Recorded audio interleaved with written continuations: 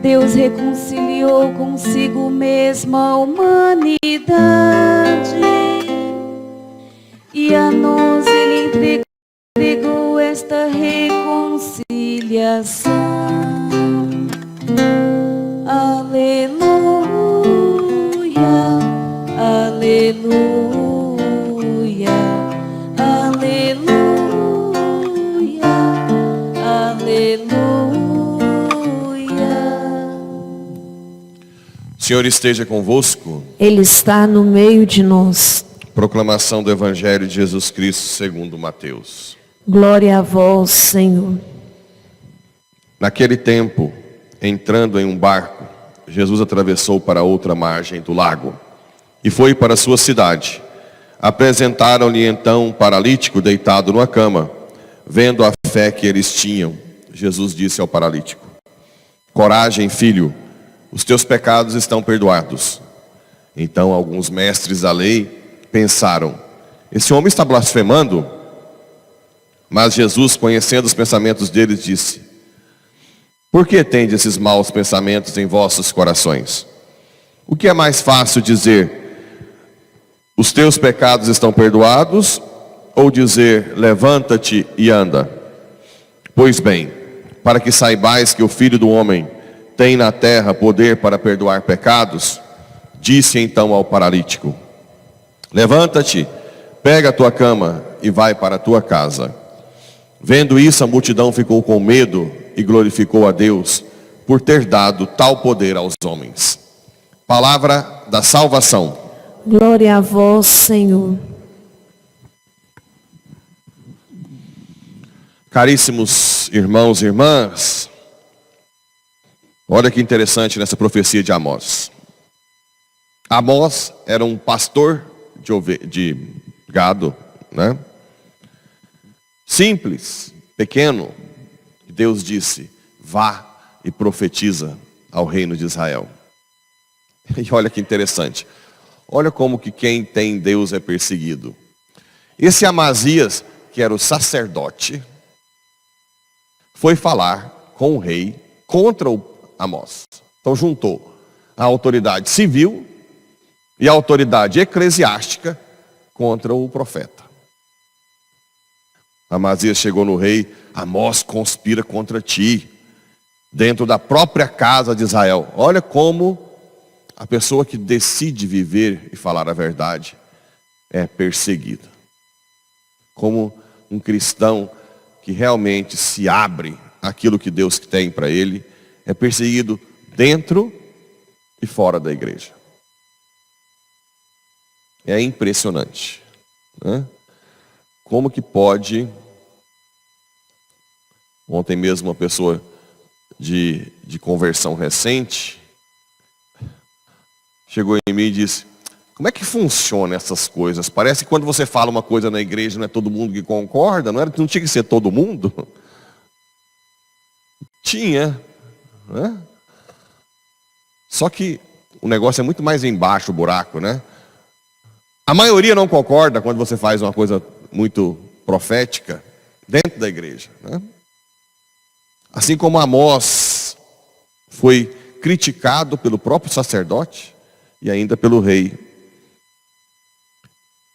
Ele anda dizendo, olha como é que vai criando, instigando o rei a persegui-lo, né? E depois disse ao próprio Amós: vidente, sai, procura refúgio em Judá, aqui não, né? E o que Amós disse? Não sou profeta, nem sou filho de profeta, sou pastor de gado, cultivo sicômoros. O Senhor chamou-me quando eu tangi o rebanho, e o Senhor me disse: vai profetizar para Israel, meu povo. E agora ouve a palavra.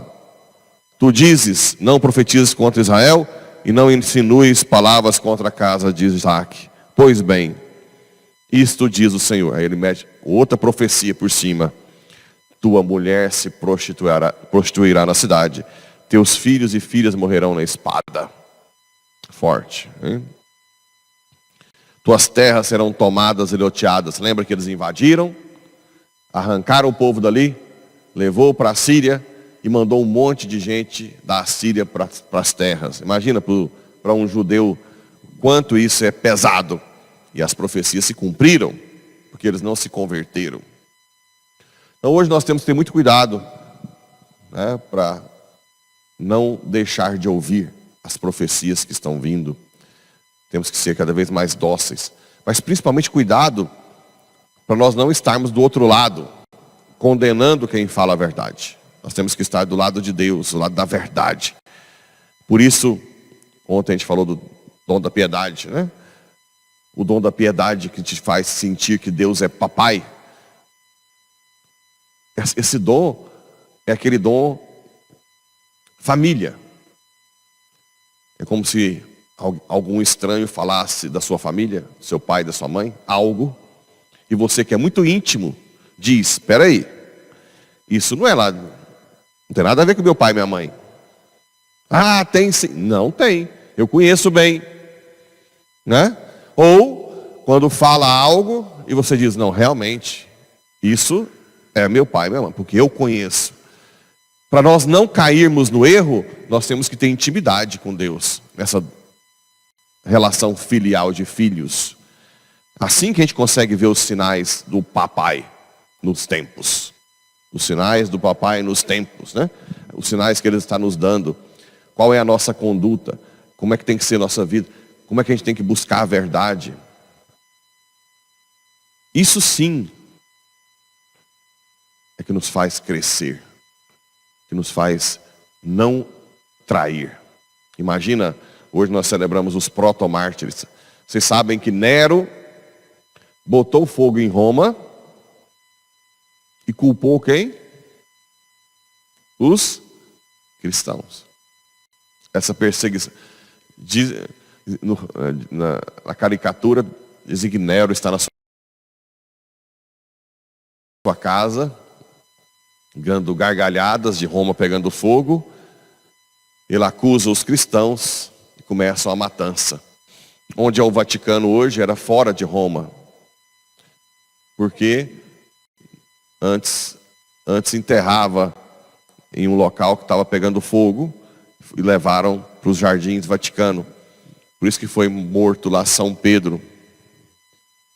Né? Isso foi questão de prova para mim lá em Roma. Como é que chegou que os ossos de Pedro estão na Basílica Vaticana?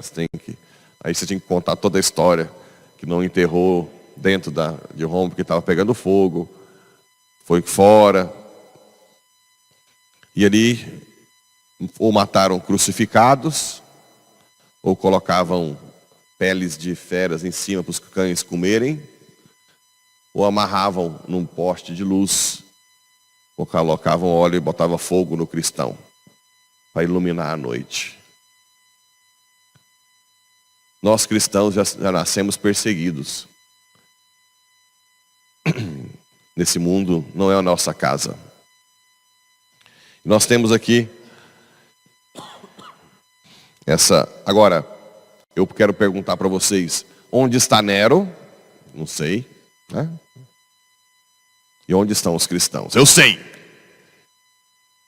A glória que ninguém mais tira. O sofrimento é grande, mas passa. O do perseguidor, do que faz o que não deveria. O sofrimento é muito grande. Ou dura muito, ou nunca mais vai passar. Ou é um purgatório bem doído, difícil, ou é um inferno para sempre. Isso que eu tenho que ter em mente. Ah, padre, pelo amor de Deus, né? Vocês não têm mais essa mentalidade que inferno não existe porque Deus é bom. Inferno existe porque Deus é bom. Porque Deus leva a sério sua decisão. Não é Deus que criou o inferno porque Ele é mau, quer mandar pessoas para o inferno. É você que não quis a intimidade com Ele, que vai para o inferno, pelo seu livre-arbítrio. E nesse evangelho nós temos essa passagem de Jesus primeiro dizer que os pecados estão perdoados pela fé do paralítico. E todo mundo ficou, quem é esse cara? Todo mundo, principalmente quem? Os mestres da lei. Sempre eles, né? Sempre os que estão na igreja. há tempos, que se acham. A gente tem que tomar muito cuidado. Nós somos os que podemos mais trair Jesus. Por isso que a gente tem que ser humildezinho mesmo, pequeno, né? Pedir para Deus. De vez em quando a gente tem que dar uma escorregadinha. Não, padre, como assim? Não, a gente tem que escorregar, ué. Você acha que a gente tem que ficar sem errar sempre? Não. Quando você escorrega, você vê que você é igual a todo mundo. Pede a graça. Tem mais misericórdia com quem erra. Claro, dentro de um certo limite, né? Não precisa cair em pecado mortal. Mas a gente tem que errar de vez em quando. Por isso que Deus às vezes tira a mão um pouco, para você reconhecer quem você é. E aí Jesus teve a graça infusa pela sua natureza divina, na união hipostática. A mesma graça infusa que nós temos do Espírito Santo na inabitação, ok? E o Espírito Santo fez ele ler os pensamentos dos mestres da lei. E aí o que ele fez? Vocês estão achando muito perdoar os pecados? Então, pega seu leito, levanta e anda. Ele vai e cura fisicamente o paralítico. Aqui Jesus ensina duas coisas. Primeiro, que perdoar os pecados é mais importante. A alma. Por ele tinha ficado nisso. A cura física não é a mais importante. Mas também ele quis dar um sinal de que ele é filho de Deus. Não é qualquer um que faz aquilo. Eu já disse aqui, repito, tem gente que fala, por que não tem hoje em dia tantos milagres? Bem, espero que não seja desculpinha nossa, né, desse século, mas dizem que hoje a igreja já está bem clara. A própria existência da igreja há séculos, a própria manutenção da igreja única no mundo, depois de todas as guerras, sofrimento, perseguições, já é um milagre, a própria igreja. Então não tem mais necessidade de todos esses milagres que tiveram no início.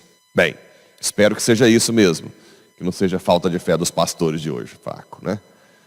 Depois nós vamos ver lá no julgamento se isso é verdade, ou se os pastores que estão hoje estão meio fraquinho, né? Não está tendo essa fé dos outros. Vamos ver. Mas a princípio realmente tem um pouco disso. Naquela época, os apóstolos tinham que mostrar o poder divino, que ainda não existia essa igreja indefectível por milênios, né? Hoje não é tão necessário. A própria igreja é um milagre. Tudo que já aconteceu, tudo na história, as aparições, tanta coisa. E depois que o paralítico andou, muitos ficaram com medo. Mas os mestres da lei foi com raiva, né? Não é que é difícil um orgulhoso entrar no reino de Deus. Vamos pedir sempre esse dom da piedade de ontem e o dom da humildade, para que sejamos sempre pequenos diante de Deus e deixemos o Espírito Santo nos guiar sempre. Só Ele pode nos guiar, só Ele pode nos fazer melhores, só Ele pode nos fazer bons. Não queiram ser bons para Deus. Tentativa que não funciona. Vá para Deus como você é, com humildade, e deixe que Ele te molde, porque Ele sim pode fazer santo, bom, melhor. Assim seja.